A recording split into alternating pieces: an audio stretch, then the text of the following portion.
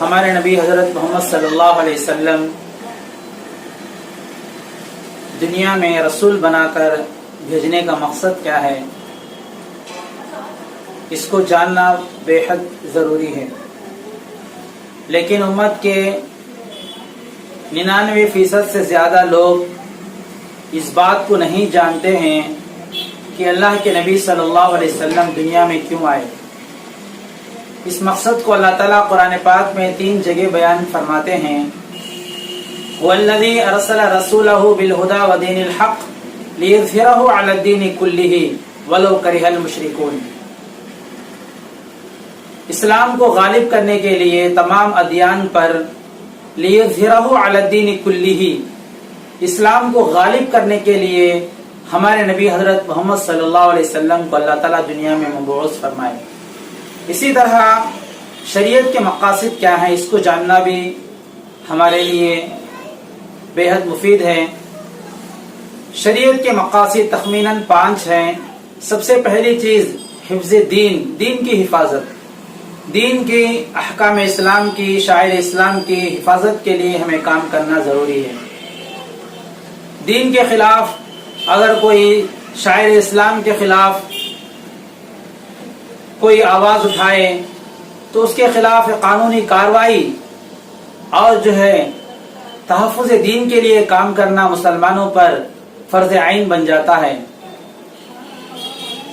کیونکہ صرف اسلام عبادات کرنے کا نام نہیں ہے، بلکہ مکمل دین کی تحفظ کے لیے عبادت کے ساتھ ساتھ حفاظت کے لیے بھی کام کرنا ضروری ہے۔ دوسری چیز نفس کی حفاظت، جان کی حفاظت، مسلمانوں کی انسانیت کی جان کی حفاظت کے لیے بھی ہمیں کام کرنا ہے۔ اگر کسی کا قتل ہو، قاتل کی قانونی کارروائی کے لیے، اس کے بدلے کے لیے کوشش کرنا، یہ دین اسلام کا مقصد ہے، کیونکہ اللہ تعالیٰ فرماتے ہیں ایک انسان کا قتل سارے انسانوں کا قتل ہے۔ تیسری چیز عقل کی حفاظت، شریعت کے مقاصد میں سے ایک مقصد یہ بھی ہے کہ انسان کی جو عقل ہے وہ محفوظ رہے۔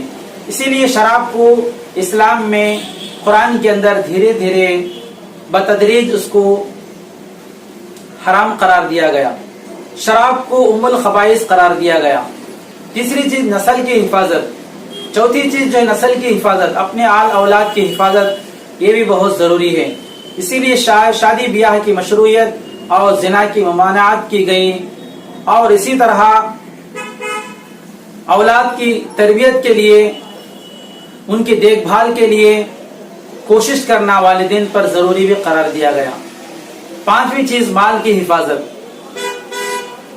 اللہ تعالیٰ قرآن پاک میں سود کھانے سے منع کیا ہے، اور بیجا مال کو خرچ کرنے والوں کو شیطان کا بھائی قرار دیا، اور ناپ تول میں کمی کرنے سے منع کیا، اور اس طرح چوری کرنے سے بھی اسلام میں منع کیا گیا۔ یہ تمام احکام مال کی حفاظت کے ماتحت یہ سارے احکامات اسلام میں بیان کیے گئے۔ تو اس لحاظ سے اسلام کے جو مقاصد ہیں، شریعت کے جو مقاصد ہیں، 5 مقاصد، اس کو دھیان میں رکھتے ہوئے شریعت کے تحفظ کے لیے ہمیں کام کرنا ہمارے پر بے حد ضروری ہے۔ دعا کیجیے اللہ تعالیٰ ان تمام باتوں پر عمل کرنے کی، یقین کرنے کی توفیق دے، آمین۔